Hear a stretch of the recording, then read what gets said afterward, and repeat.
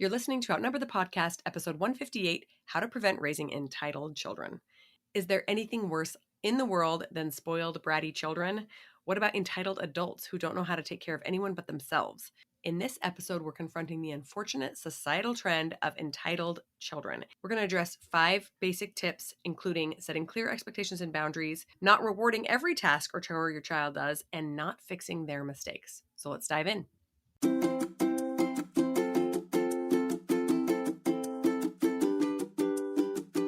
Hello and welcome to Outnumbered the Podcast. I'm Audrey. And I'm Bonnie. We are experienced moms to a combined total of 19 children. In our weekly episodes, we explore relatable topics using our perspectives of humor and chaos. Tune in for advice and encouragement to gain more joy in your parenting journey.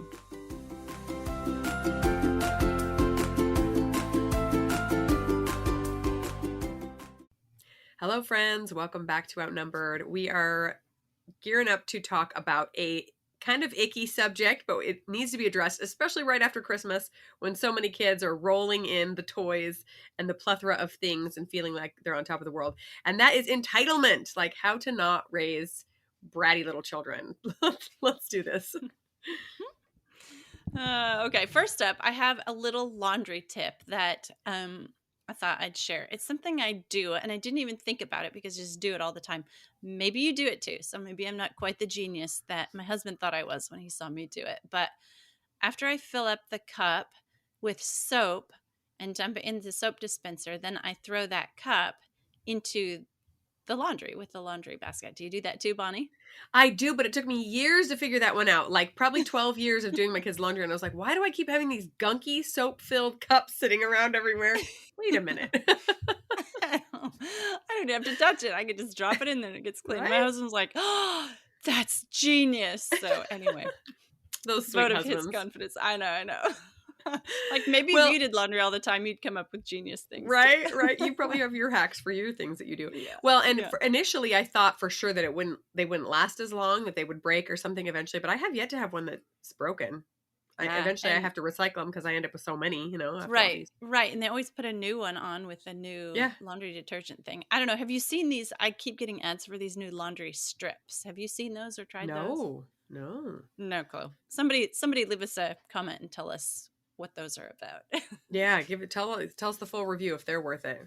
And then just a side note, don't forget we are on YouTube now. Woohoo! We cannot promise that we will have a live video with our faces every single week, but so far we're doing pretty good here in 2022. So come check us out there if you want to see what we look like and our messy backgrounds. We're trying. We're definitely not professional video people. We're just moms. Yeah.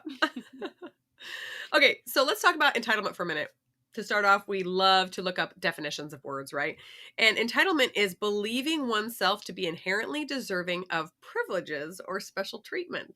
So it kind of sounds like a great way to live, but not a great way to have your children grow up, right? Nobody wants to deal with a child that thinks they're inherently deserving of privileges. Not really something we want to witness in our children or any of the children that our kids hang out with, right? Because it's kind of annoying.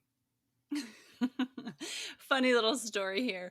Last night, so usually we have, when we serve supper, we usually have somehow we've gotten into serving several different kinds of meat with supper. So like if we're grilling, we'll do like steak and chicken and maybe hot dogs, or bratwurst and salmon or something. So like just kind of a selection. So last night we served supper and all we had was chicken.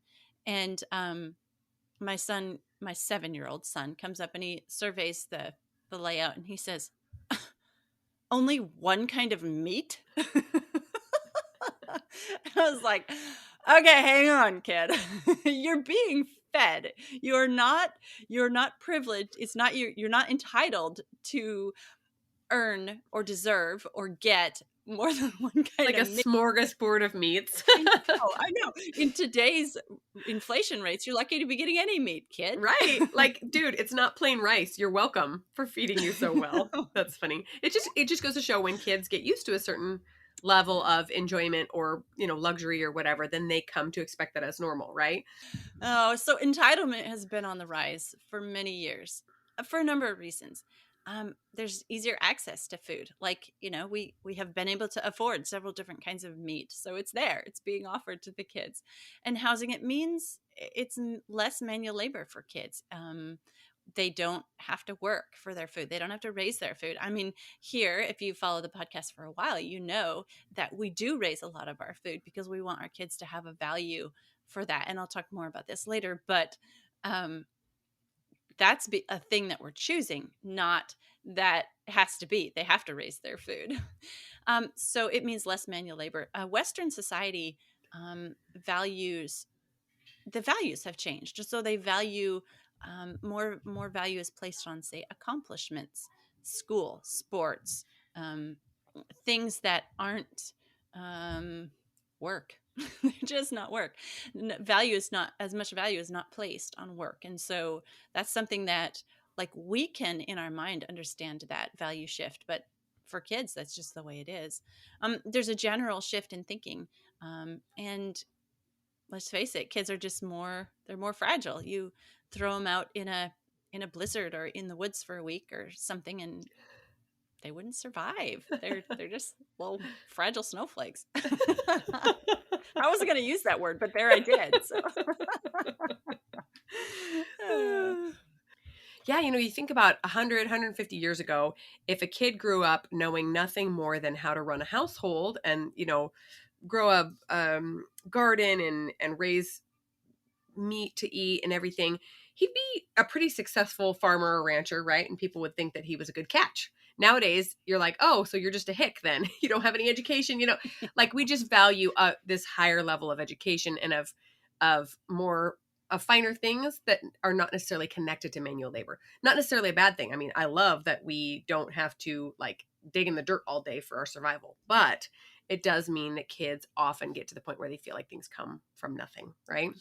They don't see the back end of the work, especially because kids used to be, in an agrarian society, kids were very connected to where the money came from, where the land, right? And they would see their parents work the land. Whereas now my kids don't even know what my husband does. I mean, the big kids do, but haven't even been to his office. They don't understand the work that goes into bringing home the money to feed the children, et cetera. So just a different lifestyle.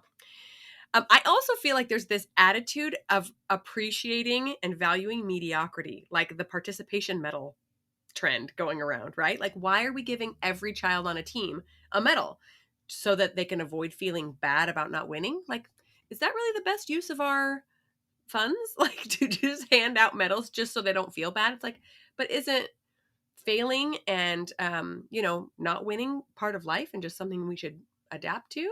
Makes you think a little bit. Reality TV or showing celebrities on social media, these ridiculously unrealistic lifestyles. And then this never-ending competition on Instagram and other social media platforms just have kids going, oh, well, there's this new iPhone out. I want one. Well, there's this, they have this thing. I need that. And you're like, nope, need is not the word I'm looking for.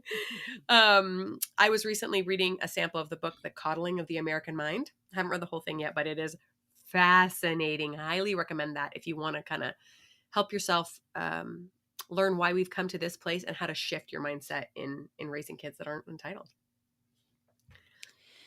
yeah, it's kind of just become a general malady. Like, we kind of see it as a good thing that we can afford. We live a life of plenty. We can afford to give our kids the things they ask for. So how do we do that? How do we give them the good things that they want and that we want to give them without raising entitled, spoiled brats?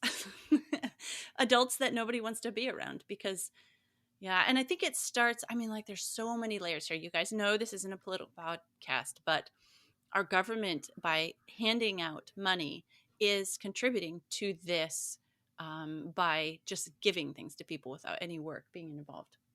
Yeah, and I've thought about this multiple times. Like, can you imagine how painful it would be to get to a place financially where you couldn't feed your children or where you couldn't give them the things that they needed? That would be so painful to watch. But I would argue that it's almost just as hard to have the things that your children want and not give it to them because it's not good for them. Like, that is a difficult thing to do, to have the money to buy your kid the latest iPhone and say, no, I will not do that because it's going to ruin you. You have to work for things. You have to learn the value of them. So it's just a kind of a different side of the same coin of struggling to give your children the life that is best for them. And that might mean withholding some things. Yeah, we think about it as far as like, so we can afford to buy our kids candy bars, right? But that's not good for them to eat candy bars um, every day consistently or several times a day. That's just not good for them. And we understand, and so we're okay with, yeah, my kids aren't getting Snickers every time they want. like we understand that and we get that. But it's hard, I think harder for us to translate that into when they want things that are also maybe not good for them, like, say the latest iPhone, since we're using that for an example, and they want it and they can give us some good reasons why they think they should have it. And one thing I kind of always go back to is like food, shelter, clothing. Okay, nope, iPhone doesn't fall into that. So they're entitled to food, shelter, clothing, and then iPhone's not in there. So kind of like start. I'm perfectly okay with going back to the baseline Yeah. of what is really necessary and what's not. Right. Like, is the government going to take your kid away if you say no to this thing? No. So you can't say no to clothes. You can't say no to food. You have to give them that. I was also thinking that, when our parents were growing up, healthy food was the cheaper food, right? And now it's flipped. In order to feed your children healthy organic food, it's often more expensive than just a box of Kraft macaroni and cheese. And so, have we switched in that way in learning how to feed our children? Probably most of us have gone, we're going to pay a little bit more for this good produce because I know that that's better for my children than just feeding them microwave dinners, right? So that's an interesting metaphor to translate into possessions as well, right? Just because we can afford it or it's cheaper than, something that's more valuable to them, a college education, then doesn't mean it's, better to give them. Okay, so our first step in raising unentitled children, non-entitled children, whatever, the opposite of entitled, is to be the adult. Stay unemotional when having these conversations, right? It's very easy to let them pull you into their drama, but everybody else has it. I hear that on the daily, right? But when they don't get what they want, they often devolve into like toddlers, right? And they start throwing temper tantrums, even if they're 13 or 17 or whatever. But you know better, and remind yourself you know better. Talk to your spouse if you need backup. Talk to a friend to remind yourself that you are the grown-up and it's your job to raise them the way you want them to turn out. Yeah, if you don't teach them to respond rationally and calmly by doing so yourself, in just the little things. So let's say they're asking for candy at the store. Teach them a calm and rational response in the asking for candy at the store, and then maybe something bigger. They don't want to do their chores, so teach them the calm and rational response by doing that yourself. And we're going to get into more, dig into this a little bit deeper with some of our other tips we have for you. So how does this teach them not to be entitled? It's when we deny ourselves of maybe we want to respond in a way that's emotional and frustrated and maybe like that. So just in the very act of denying ourselves the first response that comes to us, we're teaching them, like through example as well, that denying yourself is like the adult thing to do. So next time you want, fill in the blank, or you feel like you're entitled for whatever this thing is, you can maybe learn to deny yourself too, because you've seen your parents denying themselves, even in the first response or the emotion that might, I mean, kids know when you're frustrated, you don't want to give them something. So they also know when you've denied that response and you're responding calmly, unemotionally, in a rational manner to them. They can sense that too. So number 2, you're going to need to set clear expectations with your children. And here's the kicker, be willing to follow through with them. And this is so difficult. I recently learned that I thought I was a fairly strict mom. I thought that I set boundaries and expectations and then I followed through with them. But what I realized was, no, I was just an angry mom. They would do something that was against the rules. I would rant and rave about it, and then I would go away. And there was like no real follow through with the consequences. It was just me ranting and raving. And that's how I was feeling better about the fact that they made these mistakes. I'm going, where is their motivation to change? They don't have any. They don't really care if mom's ranting and raving. Like, okay, yeah, it's kind of annoying to listen to for a while. And then they move on. So instead, when I work on staying unemotional and rational and say, shoot, it's really too bad that you threw the temper tantrum in the checkout line. Like, we told you not to do. That means you can't come to the store with me next time. I'm sorry. That's too bad. So they have seen mom remain the adult, follow through with the consequences, and then they have the pain of the consequence. Even though it's just a little thing, they know they can't come next time because mom followed through. So learn from my mistakes. It is very confusing for kids if you set up consequences and then you don't follow through on them. Like we have said so many times in this podcast, kids love boundaries. And I think we talked about it first in our episode on temper tantrums. Is a temper tantrum, one thing that is a kid checking to see where the boundary is. Like, is the boundary still here, or can I do this? And the boundary gets pushed a little farther. Like kids love boundaries. That's security for them. And it's so um it produces insecurities. And then when the boundaries are constantly changing, constantly moving. So if you set a consequence, make sure you're willing to follow through on that, because it's to their benefit. Like they actually want you to just to know that line is still there where they want it to be. So getting angry, it doesn't change their behavior really. I mean, we were talking in one of just last episode about inspiring our kids, and it's so much easier to influence a kid, so much more effective to influence than to use anger and try to push or change something.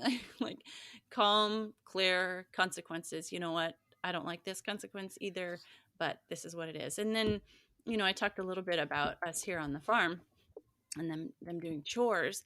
And so consequences can be vital. Like for example, if you don't do your chores and a rabbit doesn't get its water and it perhaps dies because of the heat stroke, that's a pretty big consequence. Like you had the power to through your chores, through your responsibility, through learning this, you had the power to help another being stay alive or not. I mean, that's just so black and white on the consequences. And not like I'm letting my little kids, run out there and forget to feed the animals or something. Of course not. But, maybe it's not quite as drastic as that. Maybe, I think I've shared this example before, you forgot to give the dog water and it was really hot and the dog went 2 hours without any water. So now you're going to go 2 hours without drinking water.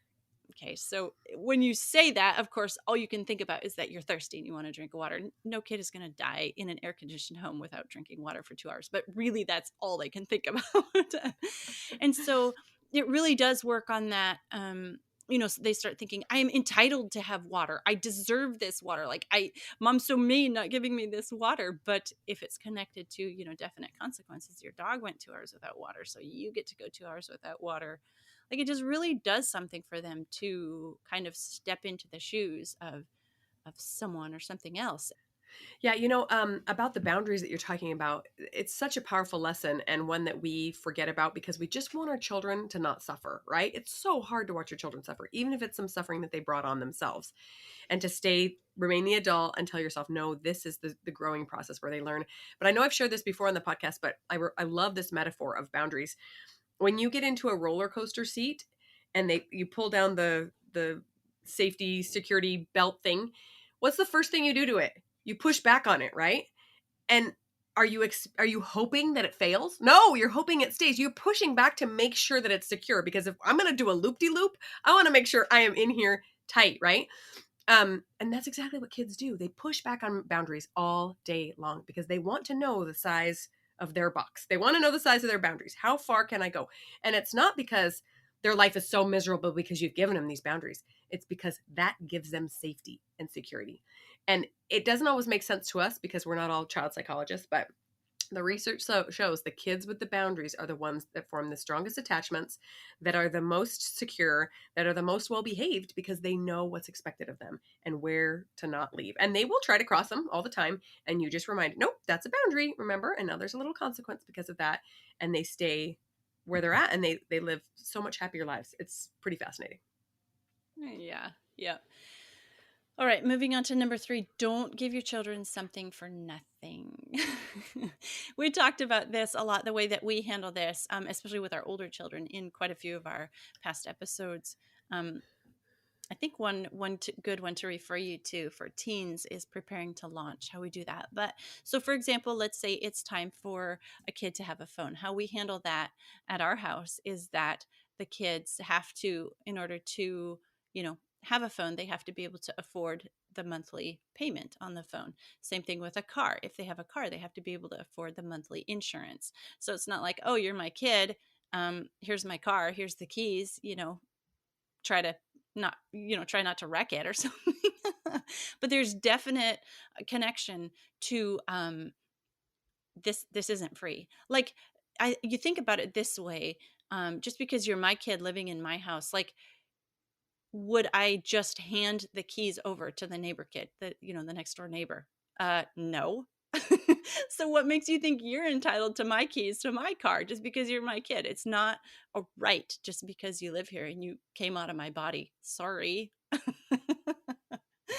So don't give your kids something for nothing, and they appreciate it so much more. The final example I'll share here is my kids paying for their own college education. And I did share this in episode, I think it's episode 25, on how to afford kids, about how our kids pay for their own college education.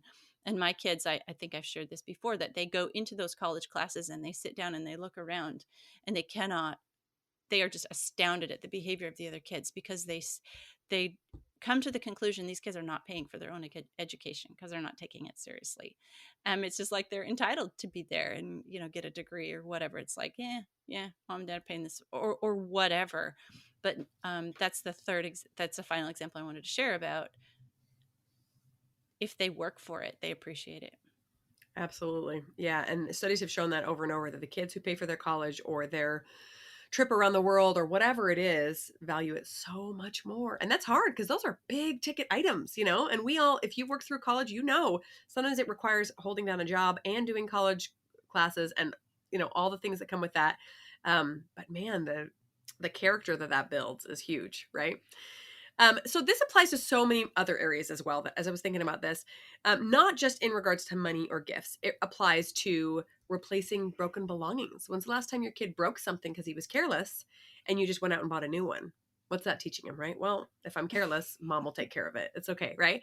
Or you mentioned cars or insurance, so those big ticket experiences that kids want. Like as soon as they become teenagers, well, the school band is going to Europe. All right, I get to come up with the $2,000 then, because that you're getting this amazing trip. Why is it coming out of my pocket? It should be something you work for, right?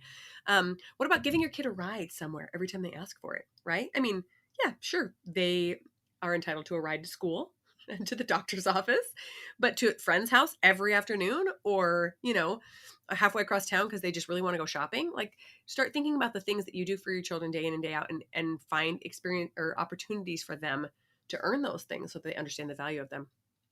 Even small children can learn to earn things like playing with friends. So my kids are not allowed to go out and have like play dates or play with someone other than the neighbor kids just down the street, unless they have earned it in some way, because I'm going to either have to create some sort of a ride for them or take time out of my schedule to get them there and plan it with the mom.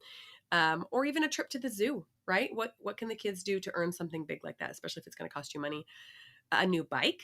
Like sometimes bikes wear out, which I get that, but they've had all this enjoyment, and a bike is not an essential thing. It's a really fun thing, but how can they pitch in towards replacing that? Or what about something essential like shoes or clothes, but they were bad stewards? They left their shoes out in the rain and they got ruined. Then what? Do you just go buy new ones, or do you allow your children opportunities to replace them? Yeah. Or wear their mud boots when they're wet to do chores because they Uh, left them out in the rain. Sorry, you can kid. tell we have lots of Yeah. experiences of children breaking or losing or damaging things, right? And what do we do about it? Yes, yes, yes. So, one thing we have found is that the reward of accomplishing something is enough. That feeling of accomplishment, that great, I mean, you know that feeling because you felt that too. That's enough. There doesn't have to be an additional reward or prize or experience or, money or something. Just allow them to experience and really, really find pleasure in the reward of accomplishing something, the feeling of accomplishment. If you actually are doing them a disservice, if you connect that feeling of accomplishment with something consumable, because then they consume it, say, and it goes away. And then what happened to the feeling of accomplishment? Do they have to go, whatever? It's just, let accomplishment be enough. Producing something is so, so satisfying. Like producing something that, like, if you do chores and weed the garden, and then there's nice cucumbers to eat and you get to eat them, that's a really cool reward. I don't have to take you skating because you weeded the garden for me. I mean, just producing something, just accomplishing something. Allow your kids the pleasure of feeling those feelings without connecting a reward to it, and that really, we have found, goes a long way in taking away some of that entitlement That's feelings. that's a really great point, and we almost cheat them out of the opportunity of feeling that satisfaction when we have to reward all the things, right? So that leads us into our number 4 tip, which is to not reward your child for every task or chore. There should be some things they do just because they live in your household, right? Um, as we talk about earning things, we can be tempted to attach something to every little thing they do. Is, oh, good job! Now I'm going to go give you a little piece, a little treat, or now I'm going to give you a little. And besides the fact that you're just going to end up with more cavities and more junky toys around the house as you reward everything, it takes away that satisfaction and the expectation that there will be work in their future forever. Like, that is life. We are designed to need work, both manual and mental work, to survive. There's a reason that we can't just go outside and live on the street, because the world has been designed for our working benefit, right? We got to go out there and work. And so your children will learn the value of that as you allow them the chance to do it around the house. Yeah. Yeah. Some tasks should be non-negotiable, no rewards. Like things they do because of things that you do for them without any reward. You feed them, you do their laundry, you give them a place to live, you clothe them. What reward do you get for that? Like turn it around on them, on your teenager asking for the latest designer jeans. Well, hang on, I'm washing your jeans, I'm clothing you, I'm giving you a place to live. Do you pay rent? No. Do you have to buy your food? No. Like, not everything that you do. I don't get paid for doing your laundry, right? So make your bed in the morning. Like, no, I'm not going to reward you for that. That's something you do because that's a standard we have in our house that we've decided that we're going to do. Picking up after yourself. That's just respect. You're learning respect when you're doing that. So I'm not going to reward you for respecting me. That's your job. You're entitled to learn how to respect somebody. Right. Helping with meals. Did you make this meal? No, then don't complain about it. Help clean up. Say thank you. Yeah. Feeding the pets. Again, I talked about some of the more serious consequences. If you don't, they're going to die, because I'm not going to go out there and feed your pet for you. That's your pet, or your prize pig, or whatever it happens to be that they're raising. And so rewarding them is kind of like, for every little thing they do, is kind of like Pavlov's dog. You teach them to drool every time a bell rings, and pretty soon every time they hear a bell, they drool. Yep. It's the same idea. You're Yep. training them that Like, I did a job. Where's my candy? Where's my yeah, prize? I know. Yeah. Drill, drill, drill. It's funny that you mentioned that about meals last night. So I generally enjoy cooking dinner for my family. Sometimes I don't, and we have leftovers, and it's fine. But it's one of those things that I enjoy creating a atmosphere for us to all sit down and sit together. Um, but last night I made a meal that half of it was good and the other half did not come out. And everybody had something to say about it. And for a while we kind of joked about it because it obviously didn't turn out. But finally I said, when 4:35 rolls around, it's time for me to start dinner. And I start thinking about all the things that kids have said to me in the past about their dinner. Ew, this is gross. Ew, this looks weird. Ew, I don't, guess how motivated I am to make you dinner? Not motivated at all, right? So if you would like mom to I can feed you without making a beautiful, delicious dinner. We can just throw out leftovers, or you can have cereal. Would you like that? like, the you clue them into the fact that some of these things that they are used to having day in, day out require work on someone's part. And generally kids figure that out. 12, 13, they're like, oh yeah, there's a lot of work behind the scenes that go on. But those little kids do not know. And it's really important that they are aware earlier rather than later, so that they can appreciate it and then prepare themselves to be doing the work of taking care of themselves as they get older, right? If you choose, you can create a reward system that goes above and beyond what it takes to run a household, so that your kids can earn money or rewards. I think this is a really fun way of helping your little ones earn some money, right? So little kids generally don't have a ton of opportunities to earn outside of the home. They can, and you can help them with that too, a lemonade stand or something. But I also like to have those like deep cleaning things that I never get to, maybe baseboards or something, to kind of farm that out and say, oh yeah, would you like to earn a trip to this skating rink? All right, well, we're going to have to do this, this, and this. And I have no problem with that because it's stuff that's out of the ordinary. So that's always an option. But we're just suggesting that those everyday tasks that are required to run a household not be rewarded. Okay, moving on to number 5, don't fix their mistakes. Oh, so hard. So hard. But when this is all part of learning about consequences and what they are and how they affect them. And, if you just swoop in and fix it every time they make a mistake, then they begin to believe they're entitled to have somebody fix their mistakes. They drop their iPhone and the screen cracks. Hey, mom, my screen's cracked. I need a new one. Oh, really? Yeah. No, actually, now you're going to have to deal with this broken screen because I can't fix it for you. You can go earn some money and fix it yourself, but I'm not fixing it for you. I didn't drop the phone.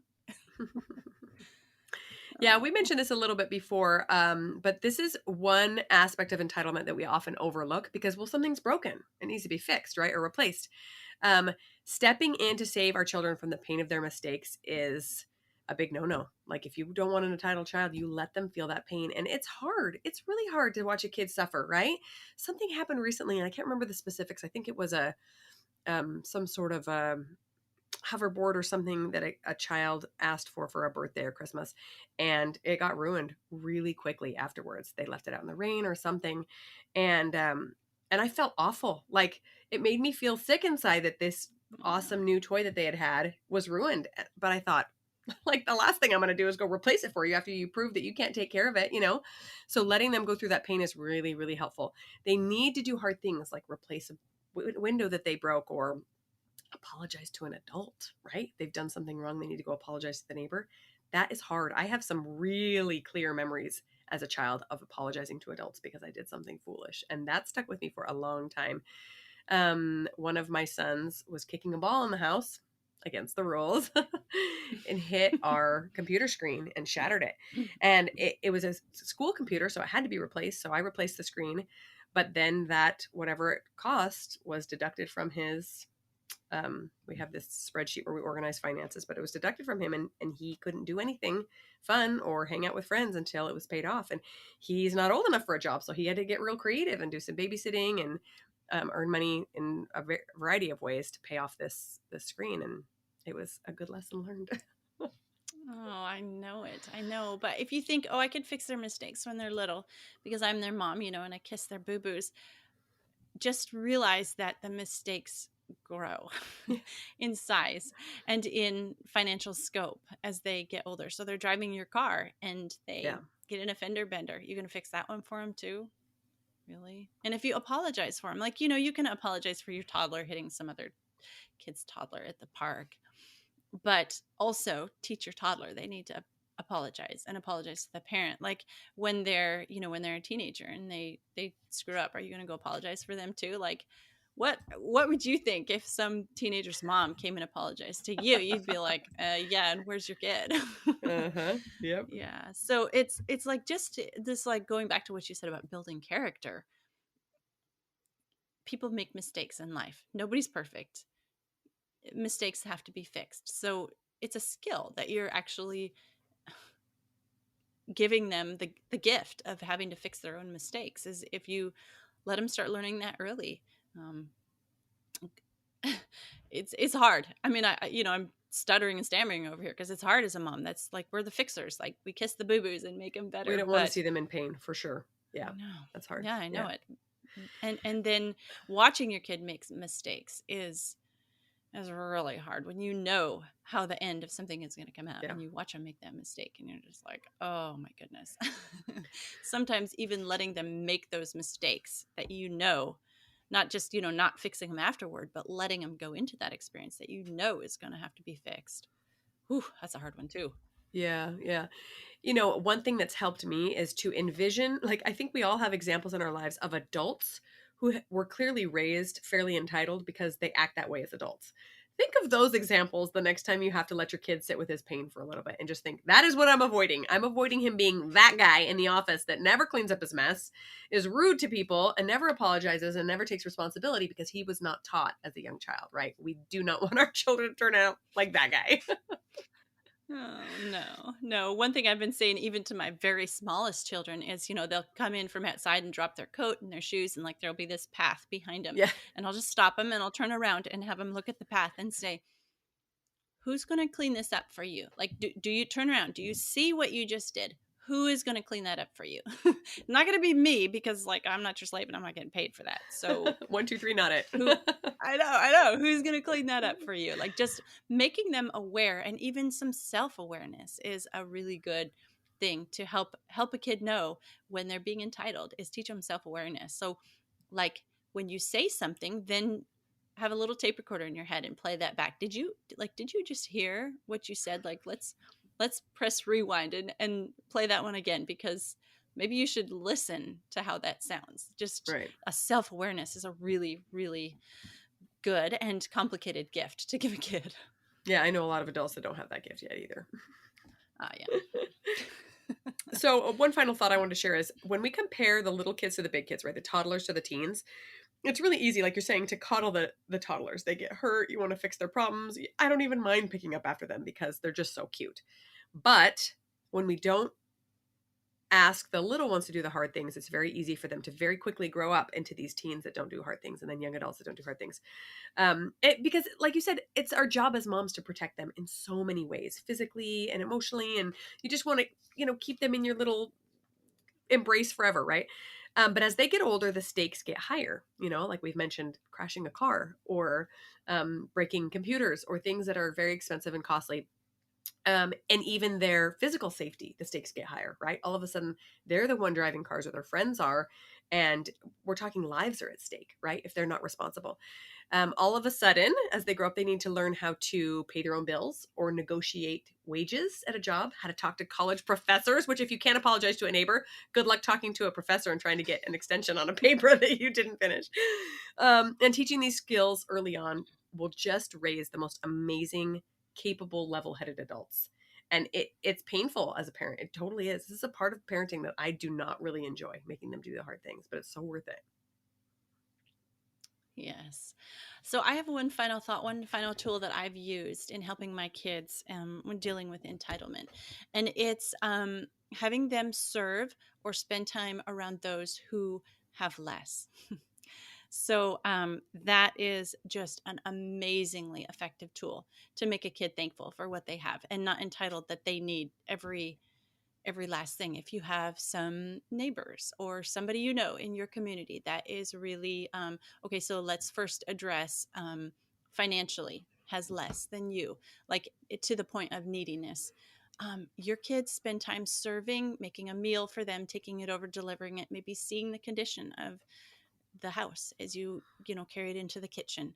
um, that does amazing things for a kid to be thankful for what they have and just strips that entitlement away. Okay, so then that's one example. People who are financially in a poorer position than you.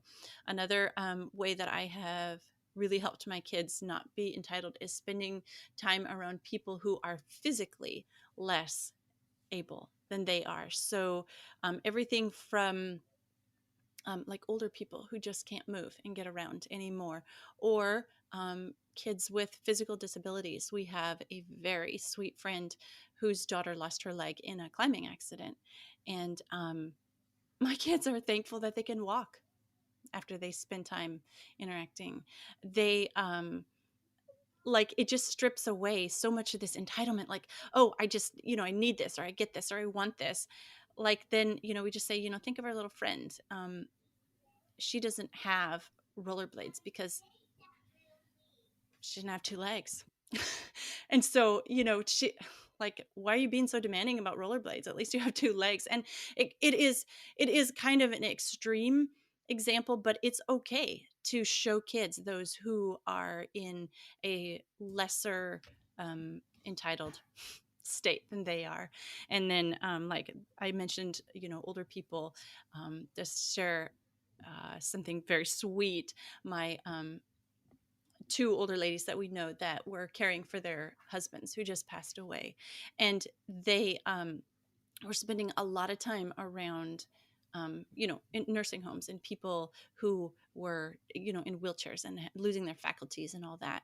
And these sweet wives who've recently lost their husbands were just like, I'm so thankful that I have the ability to walk and the ability to think and the ability to cook. And so you just expose your kids to that kind of thing. You go visit those people in the nursing home, and you go visit those people who have that knowledge, that wisdom, and just the vision that it brings to your kids to spend time around that. It kind of makes them really thankful for what they have. And I mean, not like we never give our kids stuff and we don't reward them and make them spend time, but it's a beautiful, wise perspective to have in life. And I think I've mentioned it, gift, the word gift, several times through this episode, but I really do believe it's a gift that we have given our children, is to have them interact and spend time around people who have and are less. Yes, such wise thoughts. Anytime service is almost always a surefire antidote to selfishness, right? And the feeling of entitlement. So those are our thoughts for you guys today. We hope that was helpful. We love our little kids. We love your little kids. Little kids are just so great. But there are a few key takeaways that we can use in our life to help them become so capable and so selfless. And we hope that you'll use them in your life. We'll talk to you later. Thanks for listening, friends. Click the link in the show notes to subscribe to our email and never miss another episode. Show us some love by leaving a review on iTunes or sharing the podcast with a friend. Thanks for all your support. We'll talk to you next week.